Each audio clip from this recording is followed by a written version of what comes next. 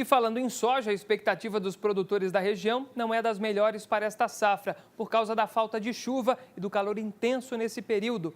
Uma quebra aí já estimada por eles, mas o cuidado com o solo pode diminuir as perdas na hora da colheita. Veja a reportagem de Elisandra Carraro e a Vitor Concato aqui na tela do Balanço. Pode dar o play, Calil.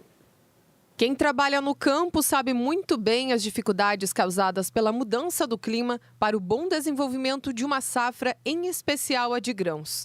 No oeste do estado, produtores de soja e milho estão sendo afetados pelo intenso verão e também a estiagem. Falta de chuva e os dias de calor intenso têm sido a maior preocupação dos agricultores do oeste de Santa Catarina. Nesses dias em que a temperatura passa dos 30 graus, é necessário criar estratégias e às vezes até gastar um pouco mais para não perder a produção. O seu Flávio é produtor rural no interior de Chapecó e tem 400 hectares de plantação de soja e 20 hectares de plantação de milho. Eu acho que você tem em milho, aí você tem de 30% a 40% de quebra. A soja, se chover logo, eu acho que pode até não ser tanto assim. Mas se persistir esse tempo desse jeito, eu acho que a tendência é aumentar mais as percas. Então, tá complicado. Este meteorologista explica que o volume da chuva esperado para janeiro era bem maior do que o que choveu até agora. E que essas ondas de calor vão continuar nos próximos dias, com pancadas de chuvas isoladas na região. A princípio, são massas de ar. Essas massas de ar, elas ocupam um espaço assim bastante grande, que pegam todo o território do sul do Brasil, Argentina, Uruguai, Paraguai. E essas massas de ar, que elas são de origem muitas vezes tropical, elas atuam por pelo menos uns 5 dias. Passou de 5 dias e a temperatura está acima da média em todas as áreas, a gente considera já onda de calor.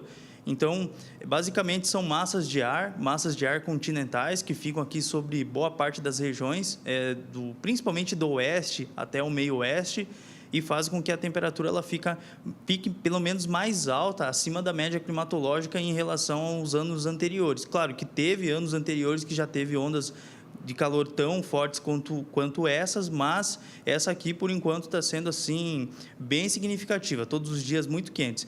O ano passado, por exemplo, a nebulosidade foi um fator preponderante. A gente teve aí, eu diria assim, dias com 28, 27 graus, e esse ano está 34, 35, 33, então esse ano está mais quente. Mas quais as dicas que os agricultores podem seguir para não perder a produção ou não ser prejudicado com a estiagem e o calor nestas épocas?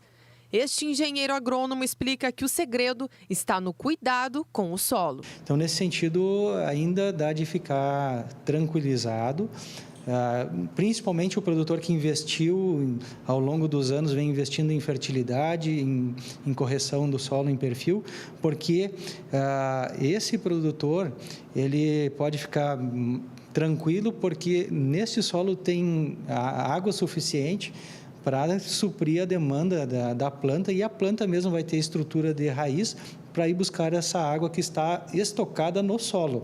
E aí ele não precisa se preocupar com a chuva que vem de cima. Nesses últimos dias até choveu um pouquinho, hoje a temperatura já amanheceu um pouquinho mais amena, mas a situação ainda preocupa aí a população de muitos municípios aqui do oeste catarinense, principalmente, gente, pela falta de água.